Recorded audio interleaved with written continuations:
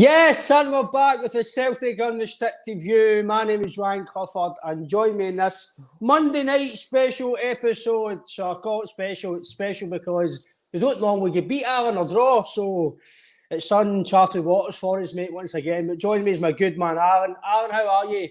I know it's no positive to a certain degree, mate, but overall, mate, how was your weekend and how are you? I thought you were going to say it's special because I'm here. Well, There you go. you're looking good, mate, apart from match three, mate. No, I did match three in a while, mate, so... Aye.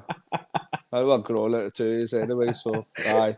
No, I was really looking forward to the weekend, on Friday there. Obviously, with the international break that we were on the last week and a half or so.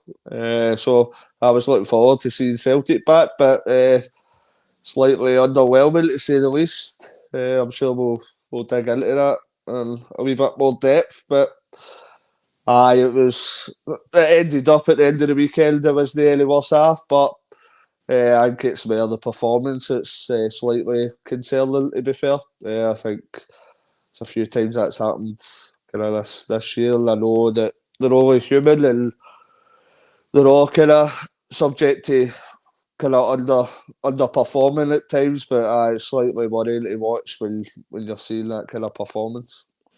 Aye, obviously, Alan, I think we've got a lot to go through tonight, so I'll get through some of the comments at the moment.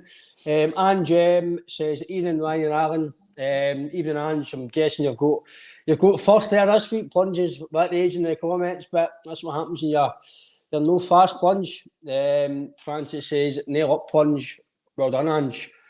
Feisty talk already. We've just started the night, so looking forward to it.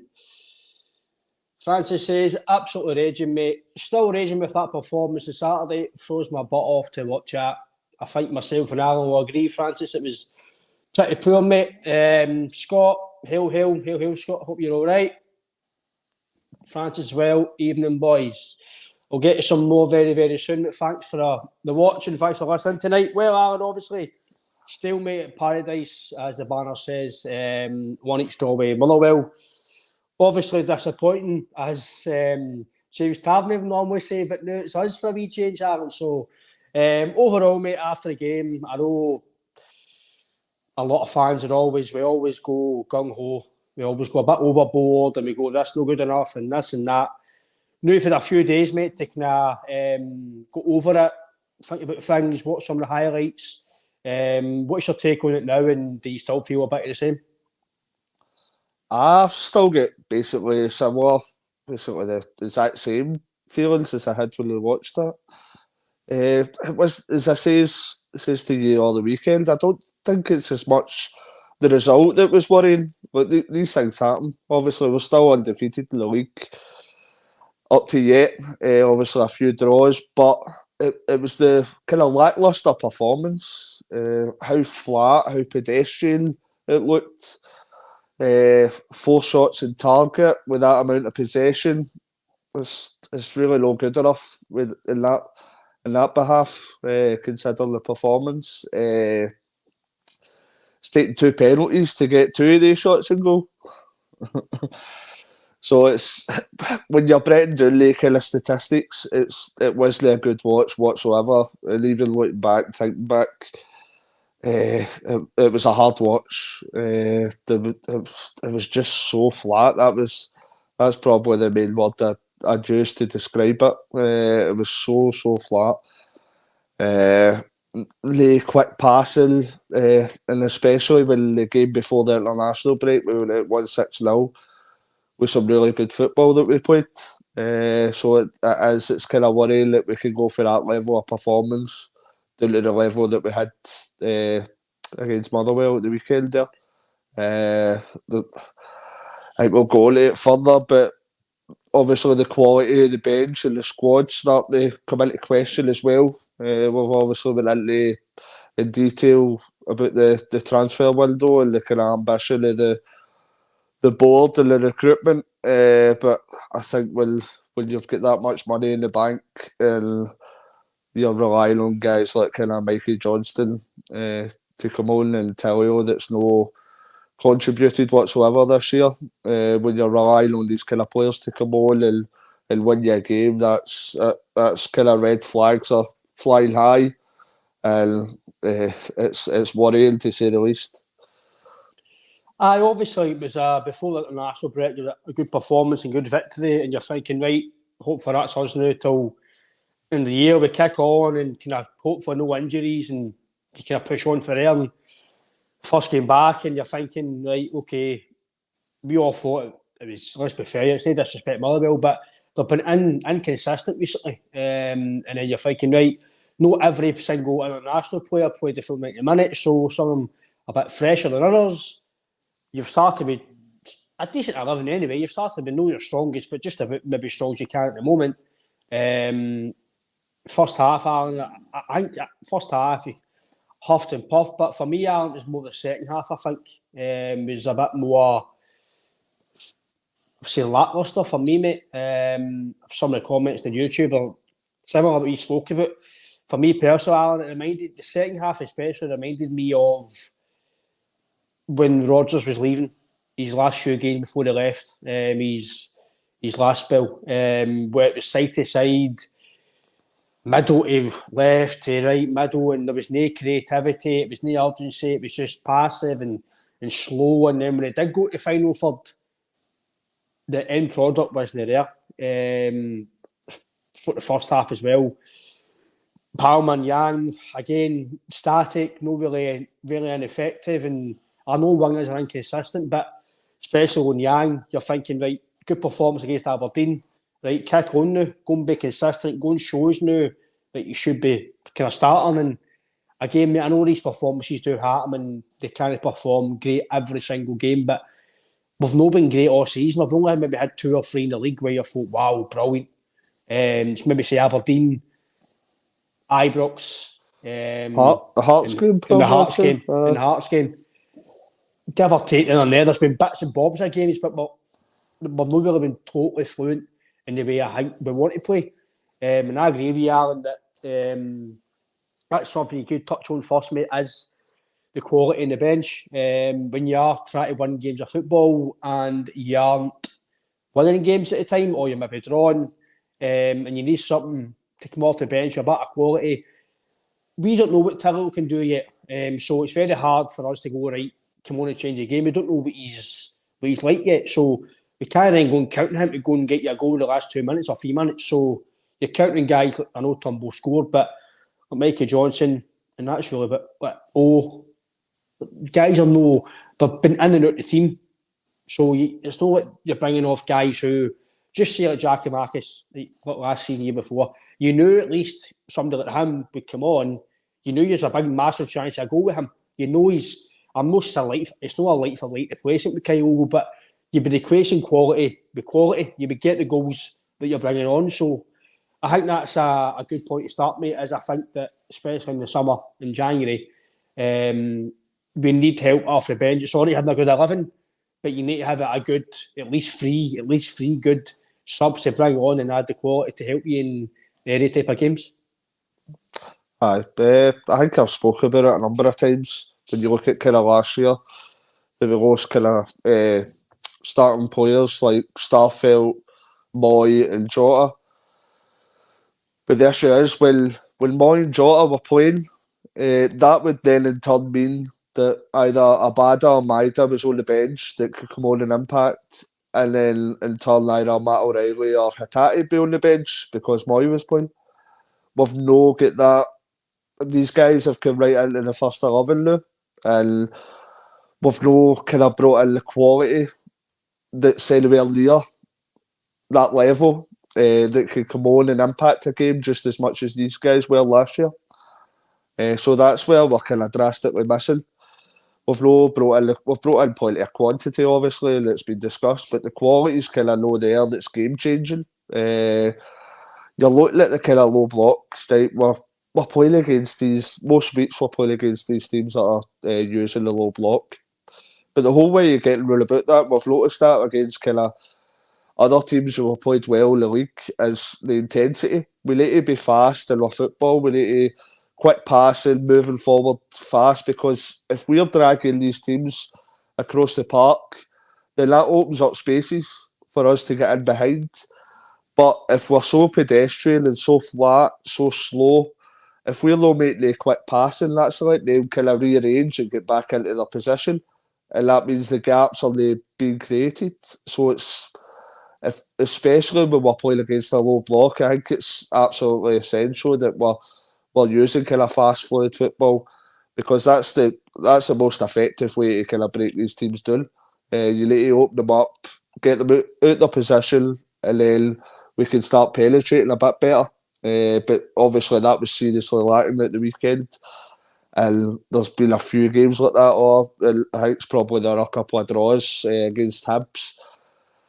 It's a kind of similar ball game as well. St Johnstone as well, where these teams are kind of trying to nullify us. And in these games where we are kind of slow and pedestrian, they're succeeding in nullifying us. And that's shown when we're no kind of scoring a lot, we're no getting in behind. So these teams are just trying to bore us and get a successful result. And that's a few times this season it's happened, which is concerning, because, as I say, last season we had these kind of players that we could bring on that could affect a game, that could change. We could bring on like a Labada or a Jota. These players were kind of changing games late on. But as it stands at the minute, we're not seeing that kind of quality that we've got to bring off the bench. So you'd be thinking there's serious questions that need answered. First of all in January, and then following up in the summer, because there is plenty of quantity. Right, we need to trim down that squad kind of drastically. But I think there's a few areas of quality that's definitely needed. I'm sure we'll go on to the certain positions that both of us agreed on kind of all the weekend. But you can see certain parts of the park, you're noticing a kind of big quality change, which needs kind of corrected all January in the summer. Obviously, as well, Alan, you mentioned the quality off the bench and stuff. I know Abada's injured. I think he's back light training, so hopefully he's back for the game against Team Across the Water before the end of the year. Obviously, Maida is injured as well. Hatate. They'll be three guys that you just about have in your team every week normally. So, and if not, they're on the bench. So that's three quality players right away to bring on if they were fit. So I know they fear missing, and they do add, especially Abada. For me, Abada's numbers are frightening. I know he's still a bit raw, and sometimes his decision making isn't great, but his numbers tell you that his value to the team's very, very good. And you do miss his numbers, you miss his assists, you miss him at the back post. And he's always there. So sometimes Palmer and Yang aren't there. They'll get that instinct, but Abada's got that instinct, and Maeda as well. We've seen sometimes he's there as well. So Hatate in the middle of the park, we all know how big a miss he is. Again, home, half time came off. Didn't really get in the game. The game just passed him by. I like him, but if he's not going to get a consistent one in the team and he keeps getting took off and no played, then obviously maybe mash out, but him maybe being a very good player might not be the case. But you can only see for the first few minutes of a game or your first thoughts about a person that it can change. We've all said, like Liam Scales, not good enough, and I know people might say that I don't believe what you're saying here, but I think longer term, I still don't think he's the guy for us. Longer term, I still think we can buy better as a club. But as it stands at the moment, Alan, he's playing well, and it's very hard to go and move him out of the team because he is playing well. We've bought nearly £8 million worth of centre backs. Nowhere to be seen. Lagerbielke get voted, I think, the best centre back in the top league in Sweden. They're off. He's a high prospect for Poland. I think he's played in the youth systems all the way up. I think he was close to a call up before he came to Celtic. So again, you're thinking these guys should be coming in. But I don't think there's any risk of the guys like Abada going. I know there's talk about it. I think that's just all media talk personally. I think he'll be here to sign a new contract. So if he wasn't happy here, I don't think a new deal would be getting signed. Hatate as well. So you've got the quality, hopefully, players to come back. But I agree with you, Aaron, there's definitely certain parts of the team that I think we can all agree on. Two would be left back and goalkeeper. They were two absolute priorities. I think JP even said it as well. priorities. We had to get in to help us into European football, not just domestic-wise. You're thinking, right, Joe Hart might do you for domestic-wise, the same with Taylor. But if you want us to progress forward up to the European standard, they had to be replaced. Is it negligence for the board and the manager, or is it they just couldn't get the targets that they wanted? And they thought, right, we'll maybe wait to January or the summer when their targets maybe become available or a better standard becomes available. But anybody who listens to the podcast knows my thoughts on the left back situation. I said it for day dot when they signed. He's no good enough for Celtic longer term. He's not good enough for European football. It's all right playing well one season when he's been half inverted. But when you can't defend at the top level, Alan, in my opinion, then it's got to be changed. Once you play at a ceiling and your shelf life is just about done, you need to refresh. Obviously, Bernaby's no the manager's plans. I actually don't think he's a left back. I think he's actually better forward than he is defensively with Bernaby. So maybe him pushing forward potentially could be an aspect to play him. I don't know, but I think the left back situation, Alan, the goalkeeper, we see with the goal Motherwell, the two of them were involved in it. And for me, the goal, in my opinion, the left back is the weakest part of the team, in my opinion, and the goalkeeper obviously goes with that as well. So that's, I think you'll probably agree with me on that, mate, that they're the two positions that if they were enhanced, it definitely helps your team. I agree with you with the left back, the goalkeeper. I think we've spoken about this a number of times, especially at the weekend there. We've got 80% of possession, and because of that kind of goal that we conceded, that the goalkeeper and Taylor weren't exactly great during that goal, to say the least. But in that kind of game, I think with the possession that we had, that we should be kind of focusing on where we went wrong going forward. Because you've got that much possession, that many attempts, but 4 on target. That's where I would be putting my thoughts for the weekend. I think we personally spoke over the weekend, and I was saying that compared to kind of Maida, Jota and Abada, the two wingers, as if they were stuck to the shy line the complete game. Like a lot of kind of the other wingers I mentioned there, a lot of their game was like Abada, getting in at the back post, coming more centrally to help. Jota as well, Maida especially. But these guys were coming in to kind of support Kyogo. They weren't stuck to the kind of wing constantly. And we looked really too wide there, where we should have kind of been alternating. Maybe you've seen a lot of the times last year, Matt O'Reilly going outside where Abada would pop back inside, swapping positions, etc. But it's worrying the amount of possession we had, and it takes a penalty for us to score. With regards to, you spoke about home, I think that's where our issue is. I think Home is a very promising player, and he looks as if he's got ability. The guy's 20-year-old. Like, the guy, we should be, a club like Celtic, we shouldn't be relying on a 20-year-old to come in and be a starter. And I know that Hatate's out injured, but we should be aiming high on that. We should be aiming to the point that this guy gets the relevant kind of support and established players that can support him and help him grow. And I think there definitely is potential there for him to become a really good player for us.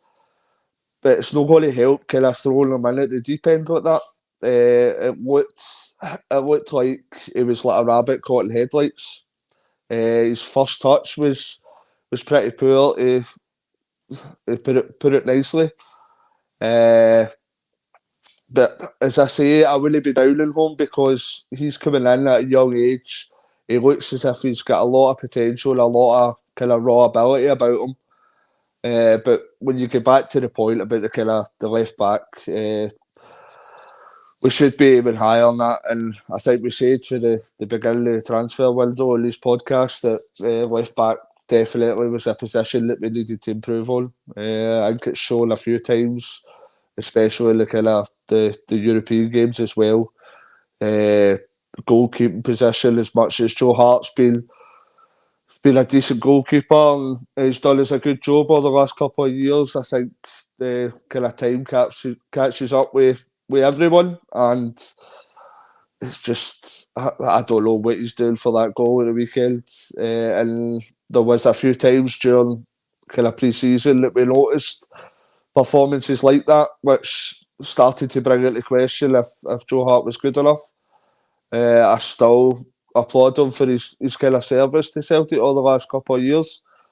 But I think, as we've spoken about, goalkeeper, left back should be the top of the list when we're looking to bring in some quality and replacements for these guys. Bernabe, I know we spent a lot of money on him, but whatever the reasons, if it's kind of attitude, behaviour, or his performance, we'll not know that. Only Brendan will know that. But he obviously doesn't fancy him because he's not had kind of much game time whatsoever, if he's had any. So I think January will tell us a lot about where the squad sits and how Brendan views the squad, because I think we've spoken about previously. I think personally the majority of the signings that we brought in the summer were already kind of earmarked before Ange left and Brendan came in. So I think the majority of them weren't Brendan's choices. Obviously, he's coming in as a manager. He's got no choice but to try and work with these guys. So I think you'll see in the outgoings, especially in January and the summer, who Brendan really trusts within the squad and the team. And hopefully we can bring in some quality and kind of shore up the positions that we're worried about. Obviously, we did mention, Alan, about the... It's quite very small, but that's obviously some of the stats for the game. With 20 attempts and goal, only 4 in target. I think it was 81% possession. I think that tells you the story of the game. Motherwell did, I think they had 1 or 2 wee sniffs before the goal. They didn't really give us any worry, really. It was more to do with us being not good enough, personally, and not clinical enough. And I totally agree with you that the signings we've made, they've not been great. I thought it was a decent window. I thought it was okay. We got some of the positions we needed to strengthen, but like you say, I don't think we want to go back over all ground. We all know that some of them are projects, and what we do need to do going forward in terms of January, summer, it's more quality over quantity. We need to trim the squad, and we need more guys that can come in and make an impact right away. Having to wait 6 months to a year, 18 months. It's alright maybe doing that to 1 or 2 guys, but for the majority of the signings you sign, they need to come in with an impact right away, i.e. European side or the domestic side. And again, with Joe Hart, for me, Joe Hart's been a top goalkeeper all these days. I think he's still a top goalkeeper, but maybe no number 1. I think maybe number 2. I think he'd be fine helping around the team, the players, helping other guys come in and getting into the way for Celtic. I think that's maybe after January, maybe the way it should be going. I'm happy with my goals for the rest of the season, albeit until we get a top goal in the summer or January. But maybe mistakes can cost you, like you said, Alan. We've seen some pre-season, we've seen some during the season as well. I think Joe Hart. I don't know Joe Hart personally, but I'm only talking from a fan's perspective. He'll probably count himself lucky that he's not got a better goalkeeper or a goalkeeper of standard to him on the bench, i.e. Scott Benny-Siegrist, not really going to come in and challenge him.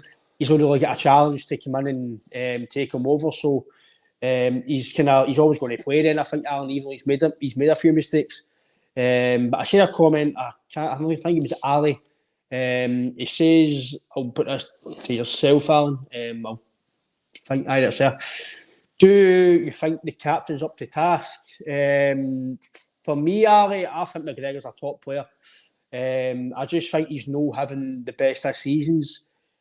Probably the only game I would say where he was a standout was a game at Ibrox, where if we won the battle, we won the game, and we won the battle midfield. He took over the game, and don't know if it's because he's maybe getting played as a defensive midfielder, it's taking it away from him.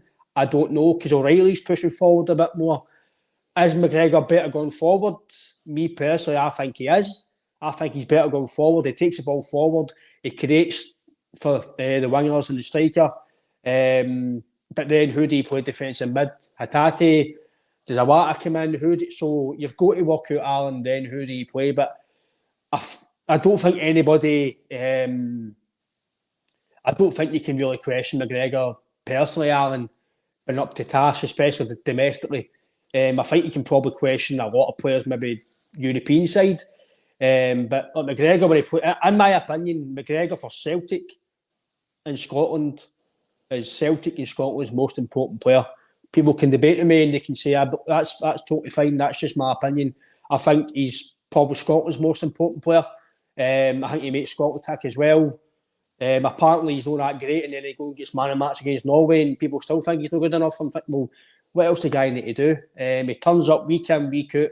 Might not be the best performances, but again, Aaron, is that because he set such a high standard that when he does, his performances drop, you see it a lot more than you do because he's always so high. But I can get what Ali's saying because I've seen it on social media in the last few days. People are actually saying about the captain. I agree. I did say a few weeks ago, I think it was last week actually, that if he wasn't the captain, I think he deserves a wee shot on the bench because for 4 or 5 weeks he's not been up to it. But as per fair, Aaron, you're very rarely ever going to drop your captain, no matter how poor he's playing, because it's not just his performance, it's what he does on the park. Obviously, if you go to the games, you see him talking, you see him shouting. You don't always see that when you watch it on TV. When you go to the games, you see what he's talking, you see what he's doing. There's no many players in that squad, Aaron, that can do stuff like that. There's maybe Joe Hart, potentially Vickers. So I think you need the guys on the park. But albeit, Aaron, if you're not performing and it keeps performing to the levels that's not up to standard, then the manager may need to look at it. But I don't think, me personally, Alan, I don't think you can question McGregor in the Celtic team personally. We touched upon this kind of a couple of weeks ago, and I'll just kind of reiterate my opinion. Everybody's got different opinions on this, but I think Callum's kind of been a victim of his own success and a victim of his own high standards, because all the last few years he's one of the guys that every single week he was putting in an 8 out of 10 minimum. And just because maybe this season he's dropped to a 6 or 7 in a few games, people are starting to notice more because of how well he's played previously. But he's a human being at the end of the day as well. You're always going to have off days, but I don't think there's any other person in the squad that you think that anybody would think's kind of better suited than Callum McGregor to be the captain. He leads by example. He's always kind of professional. There's no many people that could be able to say a bad word about Callum McGregor. I still think his performances are to a decent level compared to most of the squad, but I think we're noticing a lot more because of the kind of heights he's hit in the last few seasons, how well he's been playing consistently. So he's not been as consistent, but not to a degree that it's a worry for me,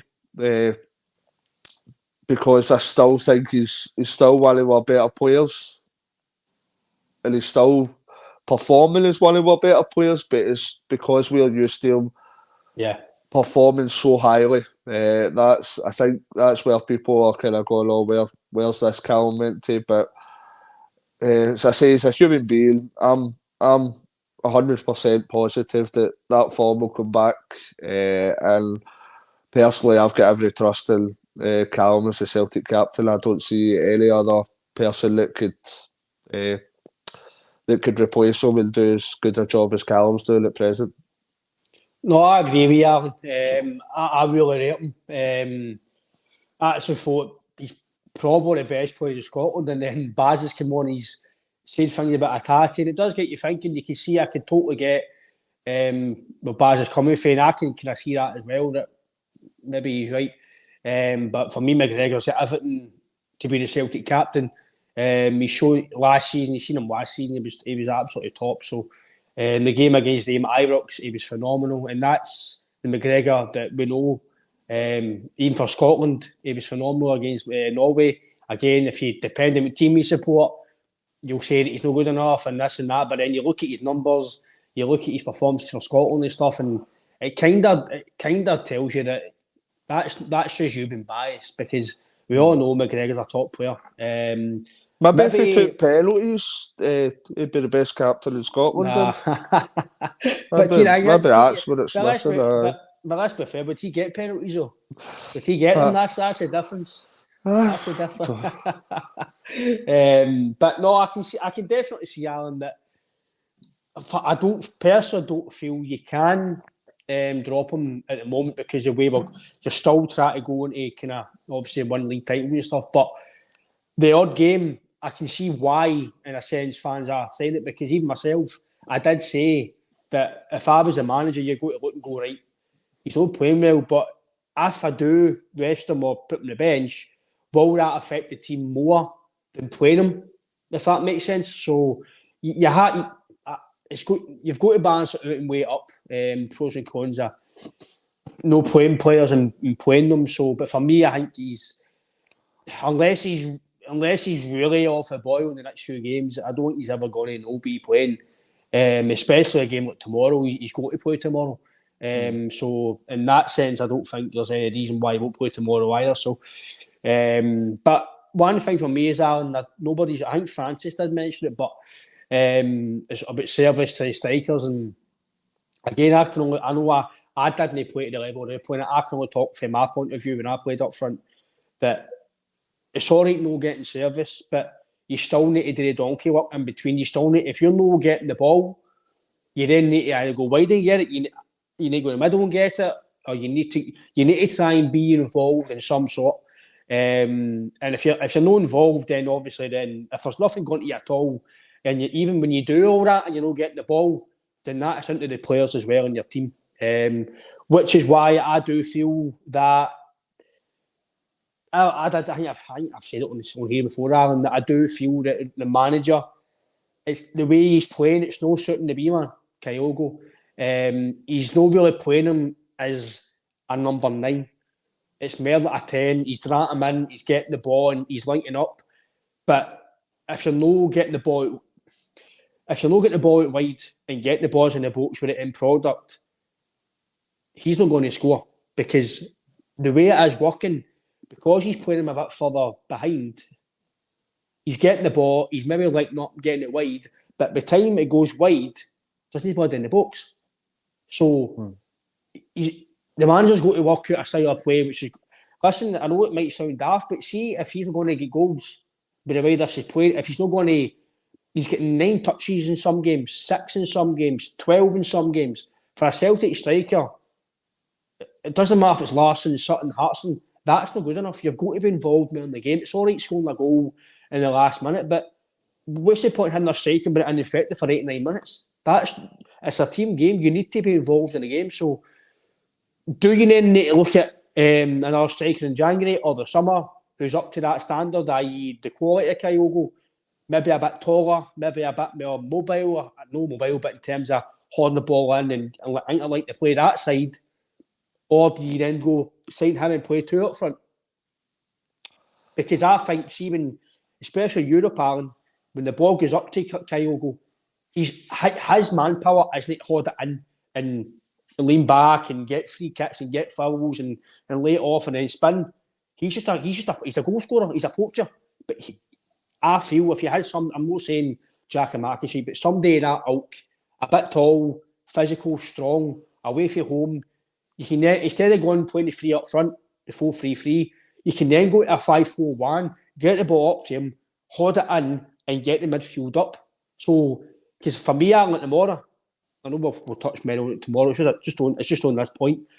See if we go away and play 3 tomorrow, I think it's going to be, you might get attacking phases of play, but we can't keep going to these away grounds away from home with 2 wingers, basically, because you're just going to nullify defensively. But if you do go with the 5-4-1, with 1 up front who's a bit, I'm not just say but maybe a bit better, bit taller, physical, strong, can hold it in.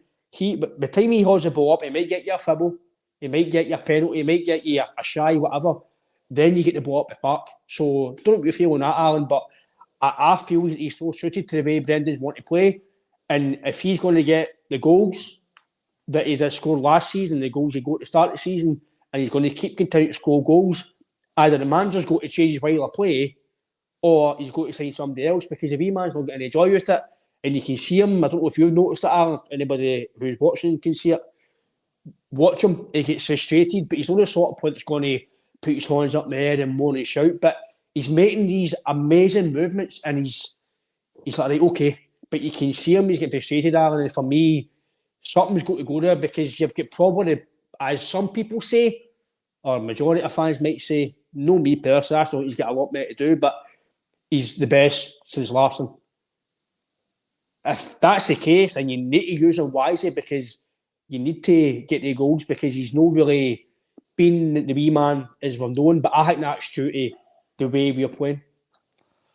Aye, I think it's a combination of things. Obviously, it's a different style of play that Kyogo's having to adapt to. Scored some goals at the start of the season. I wouldn't put it in a disastrous kind of stage at the minute. I still think he's adapting. He's still scoring a relatively decent amount of goals, just not to the high level of last year.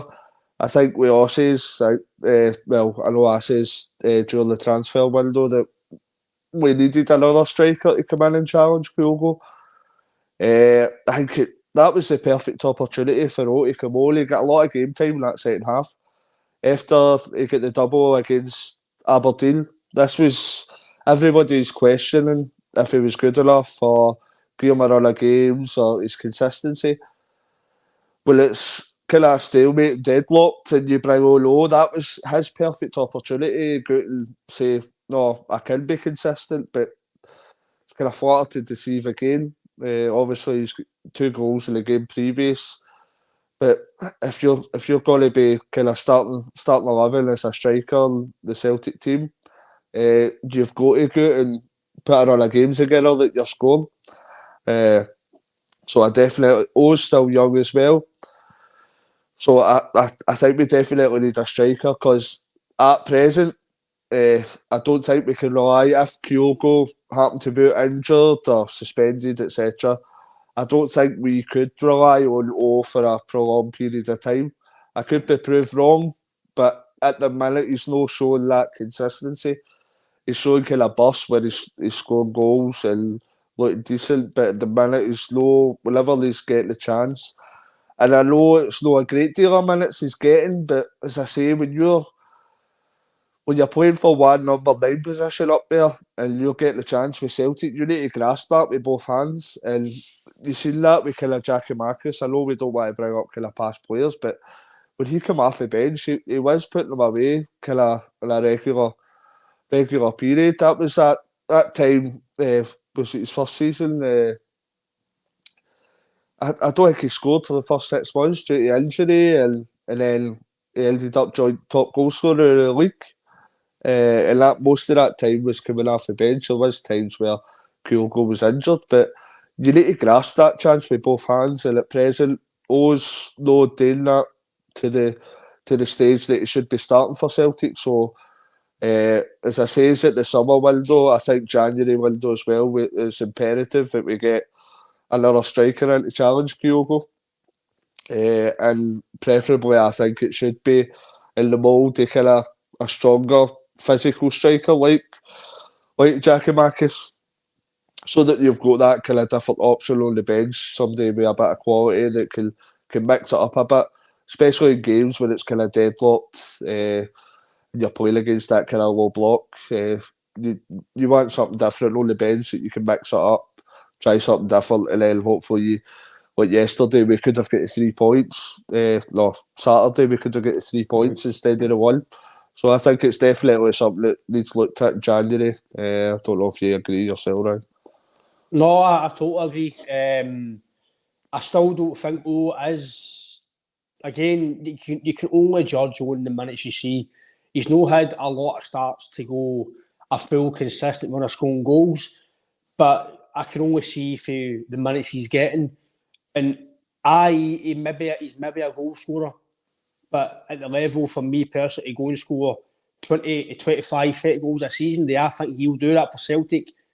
No. But say 6 months' time, I could come back to this episode and go, oh, all right, okay, maybe I was wrong. But you can only comment on the now. But I don't feel we score enough. Feel like Barry's actually said it there. We don't score enough from corners, free kicks, and penalties. All 3 tight games are vital. 3 points are vital. No, I agree with Barry. It was true what Kaiser said as well in the comments there that we do need a big physical striker for corners and set pieces and stuff. And I think they're right, Aaron. We don't really score a lot of corners, for a lot of headers. We don't really do that a lot. Even straight for free kicks, like Nakamura type. We've not got anybody. I know Palmer can hit a free kick and stuff like that, O'Reilly, but Jota scored a lot. But we've nobody. We've not got a regular set piece taker. I know Turnbull can hit a good ball as well, but we've not got somebody that every single week, you know, if you get a 25 yard, 30 yard free kick, that somebody can maybe potentially score a goal or put a fantastic ball in the box to give you a chance of scoring. I don't think we've got that. But I think another striker make the challenge a wee man. And again, people might think I'm maybe the fairies here. Maybe somebody better than the wee man to go and take care of him.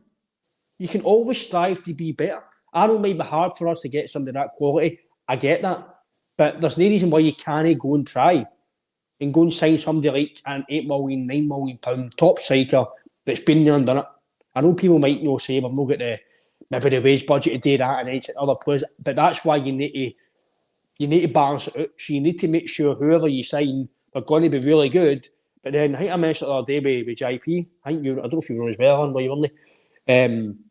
Just say you get 20 million to spend, right? And just say the maximum you can really pay for the marquee is £5 million. We can go and sign 3 players worth £5 million. 3 quality players are going to come in, make an impact. I know we paid £5 million for Yeti and Barkas. I get that, but they did have European pedigree. Yeti wasn't great. He did score goals, he got injured, in and out of the team. Didn't really work out. Barkas, we all know that situation. COVID, no update, but now he's doing well with youth threat. He's doing okay with youth threat. He still plays in a game with Greece as well. So probably was one of our worst goalkeepers, but I don't think in terms of his full ability, he's that bad. It's just one of the things. But if we were to spend £15 million on 3 top players, just say a left back, goalkeeper, and a striker, and then that £5 million you've got left, maybe sign 1 or 2 gems. It maybe $1 million, $2 million, then maybe another one, maybe 2 or 3. Whatever, to add up the rest. So you're getting 3 quality players, then maybe 2 or 3, that maybe 2 can maybe come in and maybe 1 project. So you've done a decent bit of business with 3 guys that are going to come in. Punch says, right, 8 or 9 million players are not happening, mate. Totally agree. I don't see, I get what you're saying, Punch, but there's no reason why we can't do it. We've done it with Edward. I know he came for a loan spell. We've seen what he could do, and we went and paid £9 million. From £9 million now, looking in hindsight for Edward, was an absolute bargain for what he gave us. But that's in my opinion, Alan, don't you feel, Alan? I get what Punch is saying, because if you do sign that, it does take out a bit of wage budget. But if you're in the summer or January, some guys are going to leave, which is going to give you a bit of real wages, maybe. And then if you do maybe sell somebody in the summer or January, again, it's more money. If you win the league this year, the amount of money, I don't think some fans realise, Alan, the amount of money we're going to get for winning this league, it's probably the biggest outlay we're going to get for European football in a long, long time. I agree, Punch, what you're saying, mate. Will the board do it? Who knows? But if the board want to progress in Europe and they want to give us anything back for what the fans have given for all the years, I think, Alan, the board have got I'm not sure a duty of care for the fans, but they've got a due diligence to do the best and sign the best that they can for the club. And at the moment, Alan, I think you'll agree, I don't think we're signing the best that I think we can. Aye, no, I think we've spoken about this quite a lot. And Punch's kind of question, 8 or 9 million. We spent £6.5 million on players kind of 18 months ago with Jota and Carter Vickers. Agree. And when you're looking at the rate of inflation and whatever year on year, for £6.5 million, we paid £7 million for Julian. I don't see 8 or 9 million being out of this stratosphere. That's something we should be striving towards and aiming towards as a club. I'm not saying that we bring in somebody for that price and it's going to work out definitely, but usually when you pay that kind of money, you get what you pay for, and it usually works out a better kind of player. So that I'd say with the money in the bank, with the potential in next year, that is something we should be aiming for. Especially we paid 7 million for Julian a few years back. So it is spot on. I've said this for the start of the season for the transfer window. The ambitions obviously went backwards since we were signing players like kind of Julian, Edward, Jota, Carter Vickers, and Lou. Kind of their top dollar seems to be that kind of 4 million range. So I think the board need to kind of show a wee bit more ambition, especially we're obviously winning things domestically at present, but 1 point out of 4 games in the Champions League, I think it kind of speaks for itself. So we'll see what Michael Nicholson said at the AGM about kind of spending money in January. So we can only kind of wait and see what happens with how much they do spend. But I'd be hoping if we're bringing in kind of quality players, I would be aiming between that kind of 5 and 8 million mark. I'd like to see that. Whether that'll happen or no, that's the big question that's yet to be answered.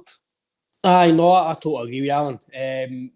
I don't think it's. I know we can talk about finances, right? But teams like Copenhagen or that have done okay in the past. Rosenborg years ago, it's not like they were spending 14, 15 million pounds. There's ways of spending your money wisely, doing your proper scouting, your recruitment, or whatever it is you need to do. You can get players for a decent amount of money and be quality. Like you've just said there, Vickers and Jota, I know like they were involved in last year, might have not qualified, but it's not just down to 2 or 3 players. It's a collective, and it's a collective will be good enough. It's all right us saying we've been competing, and if it wasn't for that offside or that or this or that, we get that, but there's only so much ifs and buts we can talk about. Domestically, Aaron, you know me, mate. I think domestically it takes care of itself.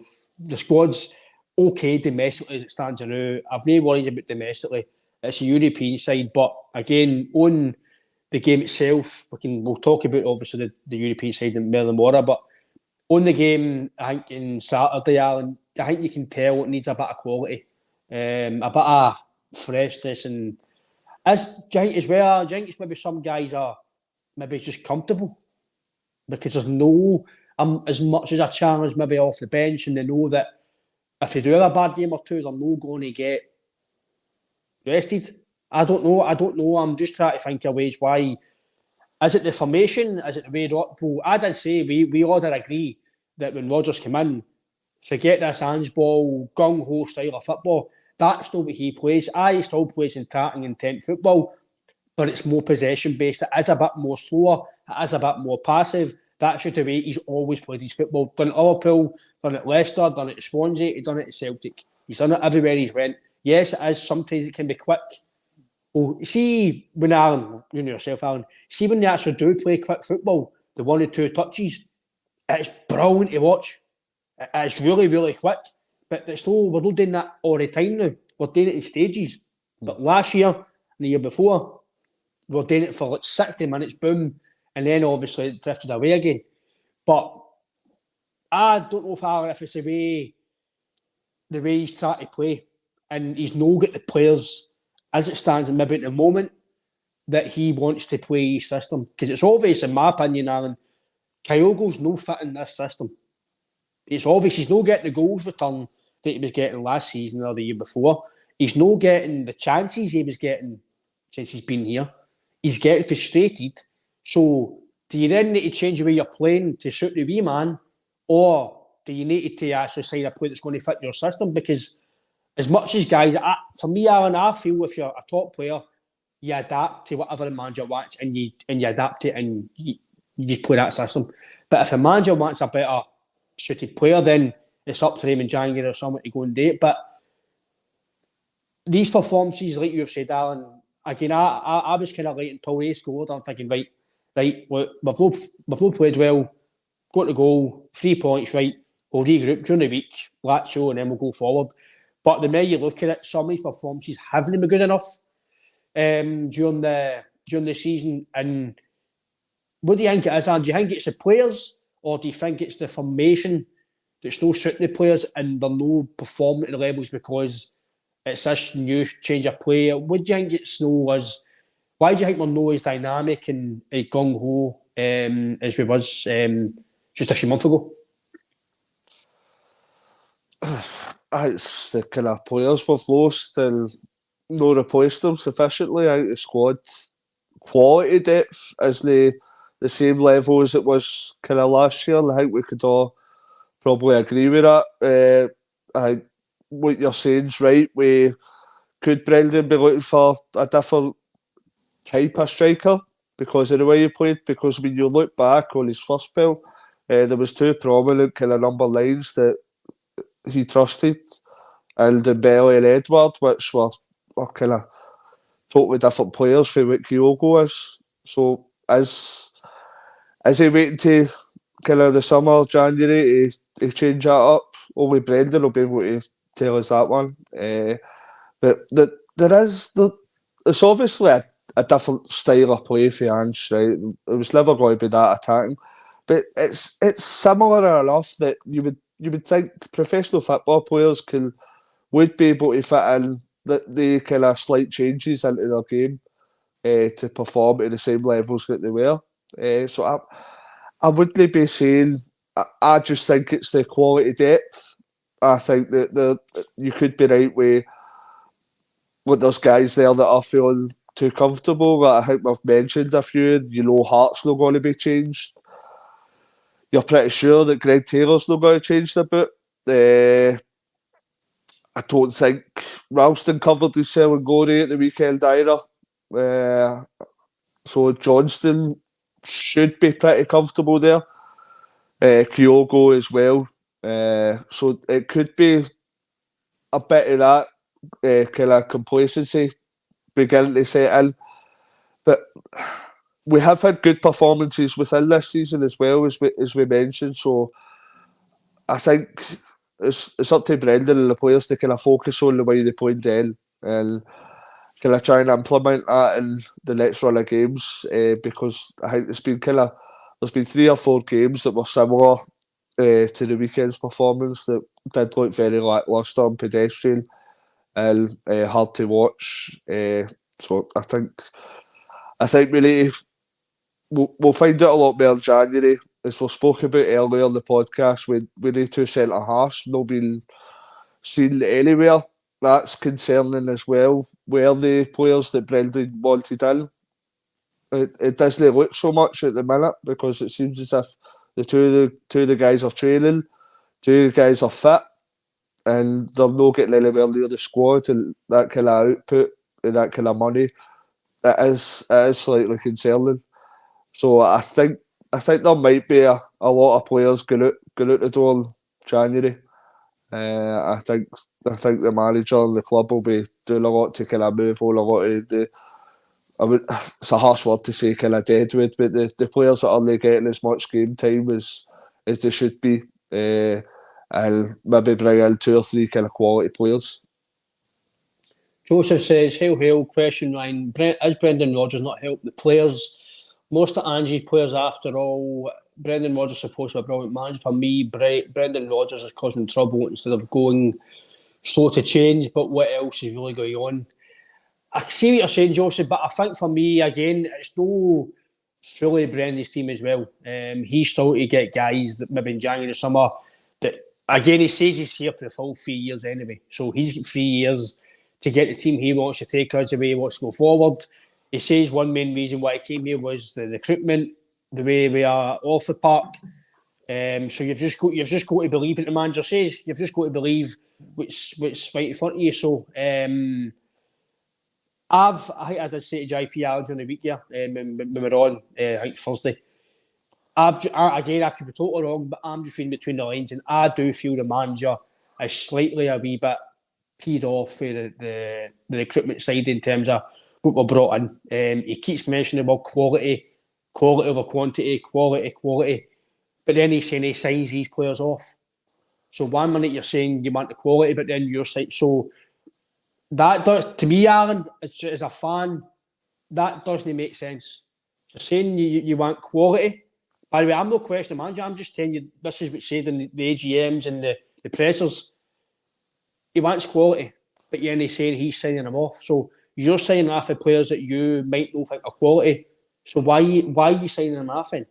That's what because obviously, Alan, the guys who some of them were signed. I'll just put for me, yeah, the new Yang is not going to take us to the next level yet, just yet. Just as it stands at the moment, just yet. I don't think O is either. Home, he's a tidy player. Is he going to? I'd like to think so, but as it stands at the moment, we can't say aye. You've guys that have got a Wattis at the bench. McCarthy's no playing. Kobayashi, I know he's probably back to Japan in January. I've seen on loan potentially. Signed Tillio, he'll need a few more weeks at game time, see how he is fully to be able to comment. Quan as well, maybe to be seen. We don't know if that's stuff behind the scenes, maybe Bernardo. Bernardo starts against Lazio, Cardona against Lazio in Madrid, but yet he can't play against Motherwell at home. How does that work out? You're obviously good enough to come on as the first sub against Madrid. So you're obviously good enough to play against St Mirren, Motherwell, Aberdeen every week. That's just me, Alan. I don't know how you feel, but on Joseph's question, I don't think it's fully his team yet. He's still to add his proper stamp on it. He's only had one transfer window, remember. He's not had like Ange 3 or 4 windows to get things right. Ange got his right in kind of 2 windows, really. And then we went and won the league. So I think you've got to give a manager to January. See, obviously, hopefully you go and win the league, which I think we will. And then the summer, I think the telltale sign, Alan, will be the summer. But January 1st, I think we might sign maybe 3 quality players worth a good bit of money. They've said there's money there to spend. So if there's no bit of money spent in January and there's no money spent in the summer, then I think you've got to question behind the scenes what's going on. There's the question that I said a few months ago. Obviously, myself and our good friend JP getting a wee bit of a heated debate, but out of the last 18 months, if everybody's fit in our squad, who gets into that starting 11? Who will sign the last 18 months now? Ali Johnston? Does Palmer get in ahead of Abada? That's the two. That's probably 2 you could say. And that's the worrying part. That's the part out of 3 transfer windows, and you're looking at possibly 1 or 2 new players come in, even though there's been a number of players left in that time period. That's the concerning part for me. No, I agree with you. Obviously, Lagerbielke and Nerowski, I feel they can play. Again, I've only seen small bits in Nerowski, but the 2 games I've seen before he got injured, he looked promising. He always played the ball forward. He was defensively sound. He was absolutely fine. So, again, I think time will tell, Alan. I think time will tell by the end of maybe February, March. If you guys have not got a bit of game time, you've got to say, right, what's going on here? Because we, like you say, mate, we can't afford to spend nearly £8 million. And centre-backs, and then not to get game time, and then the summer, maybe need to go and spend that again in 2 centre-backs, but then we got to do if they're not playing. They're probably on maybe 15 grand a week plus for how much money you bought them for. So do you then need to go and sell them or get them on loan to then replace them in the summer? But again, you can't judge him. I think Lagerbielke's been okay. I don't think he's been a failure. I don't think he's been a bomb scare. Nerowski, he's only played 2 or 3 games. They get injured, so we can't. Nobody can sit and really question him yet because he's not really kicked the ball. You've just got to obviously trust the manager and see what he thinks. He sees him training every day. But the last part was what I was talking about. I know it's maybe no Celtic, but overall with the VR and stuff that happened, obviously just as well. It kind of takes a shine off their performance. The result that they've obviously went and no capitalised again. that we've dropped points. We've drew 3 games. They've had their chance to capitalise 3 times. Not done it. I did put on Twitter the day of it yesterday. The difference is Celtic have got a winning mentality. With Celtic, if they drop points, you probably guarantee that we win the game and we go ahead. We've got the winning mentality. They've no. They've got the same players that have failed season out, season in. They had 1 season where they won it and there was no fans and everybody at Celtic were hopeless. Now everything's back to normal. And they just, listen, I've said for day one, they're a team of bolters. And that's why they can't capitalise. And we've got a winning machine. You might drop points. We're still unbeaten as well, remember? So it's no doom and gloom. We're still unbeaten in the league. And you could stay unbeaten until at least you play them and you put yourself in a good position. But the VAR are obviously for their goal. You can let us know what you feel on it. Obviously, decisions against other teams have not been given. Against us, we've not got them. What's your opinion on that? And then obviously about this lying down thing. For me, I said it the other day when I was on the radio to Kenny and that a professional football player cannot come out, an ex-professional and a pundit, you cannot come out and question any team lying down. Sorry, I was talking about it on a platform like this or talking about it on a group chat or whatever. But these are guys who own platforms, getting paid, national TV, played with some of these guys probably before on the teams, played against them before, and you're saying that they're lying down or they're performing better because it's a certain team. For me, I think it's disgraceful and I feel it needs called out. But overall, mate, what's your take on that? And obviously, the wee dive for Campbell, which for me should get respective action and he should be banned for that because you've got to stamp out the game, mate. It's absolutely, it's more embarrassing for him, mate, than anything else. It looked like Free Willy jumped on that wall, wasn't it? Like a dolphin jumped into the water, but embarrassing. He's kind of, that certain gentleman is kind of well known for that down south as well. I've got a friend. So that it's kind of more embarrassing upon him himself. He must be watching that, thinking to himself, what am I actually doing here? So it's the penalty kick you were kind of discussing. I think to be fair, if that happened to one of the players, I think we'd all be shouting for it. But I think it is massively, very, very soft. I think the Goldson's kind of he's played for it. He's made a almighty meal of it. But at the same time, I think we both agree we'd be shouting for it ourselves. So it's one of them that I think 10 years ago, that kind of decision would be laughed at, that you'd be going, you're never a million years, pal, got up. But the way football decisions have changed in present. But in turn, that has to be consistent as well, because we have seen kind of a lot of similar decisions, or similar situations, though, come to the same outcome and decision. So it comes back to that same conversation we've been having constantly, and we've had full podcasts about is the kind of the VAR. So it's just, is it good enough, the VAR? It's a talking point for another day, but I think all our kind of opinion on that matter.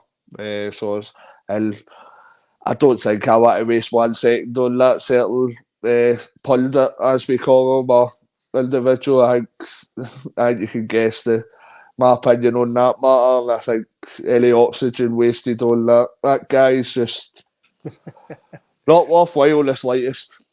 No, I agree with Alan. Again, I'm not going to say I think people obviously understand my piece on it. I think it's probably as a penalty, mate, but it's very soft. Aberdeen player gets blocked. It's a foul first.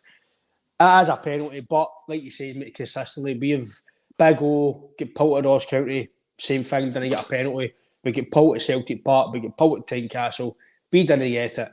And by our options, obviously, again, listen, it is a penalty, but we're no arguing it's the penalty side, it's the consistency for the rest of the other things. So the VAR, and whoever's watching these games, they've got to, if that's a penalty, every other one like that, there's a penalty for any other team. Not just that game. That's what people are saying. If it's a penalty for Hearts, then it's a penalty for us, a penalty for Rangers, penalty for... It's going to be the same thing all the time, but they're getting things for one thing and then no getting things for other, and I think that's why people are up mums about it. But again, mate, it's been good chatting to you. We could sit here all night talking about Celtic. We'll see you in about 12 hours, mate. I said 12 hours, mate. We will be back on tomorrow at 11:30 in the morning, previewing the Lazio game. Big game for Celtic. We can potentially, obviously, still qualify for the third place, depending on our results and if we do the job tomorrow as well. So, but we will chat more on that. But if you haven't before, and if you will now, this podcast is sponsored by AB Entertainment. AB Entertainment is as it says there, entertainment company. It's a Mr. Alex beverage. It does any entertainment package that you would ask for or you want, i.e. karaoke's, bingos, is it birthday parties, Christmas parties, any special occasion parties, anything at all, DJing, actually anything at all, Alex will sort you out. That's your number there on the screen if you can't see it. It's 07845 746 092. His diary is nearly just about full for up to Christmas, so if you have got any plans for your family, friends, or anybody you know that does need entertainment functions for the next few months after the new year or anytime next year, you can get Alex on that number on his WhatsApp or any social media platform. All you can get is in the community section as well. If you don't want to contact Alex, you can contact the Celtic Unrestricted View on all of our social media platforms. That is YouTube, Twitter, TikTok, Instagram, and contact myself, Alan, and JP on Twitter as well if you've got any inquiries. But yeah, that's action number there, and it's an entertainment company, and he's one of the best about. But obviously, Alan, as well, we do have some merchandise as well. Any wee stockings, Christmas stockings, if you do want to get involved, some merchandise, it's the Celtic Unrestricted View mugs. They are done in vinyl. They are priced at £5 for the mugs and £1.50 for the key rings. That's the badge there on the mugs. There's the key rings there. Lovely wee key rings. I've got one myself. As I said, they're actually no bad. And there we go. We are running out. So if you want a wee Christmas stock for your family, then give us a wee shout and all the platforms. But again, Alan, it's been good to chat to you. We could sit here all night and talk, mate, but I think it's time for a week. I think it's time for a cup of tea, mate, then a 10:30 show. I think we need to get that going soon. But again, thanks to everybody who's tuned in. Unfortunately, we couldn't get through all the comments, but thanks a lot. I'll see you at 8:30 tomorrow. Hope you can join, and I'll see you then. Hail, hail.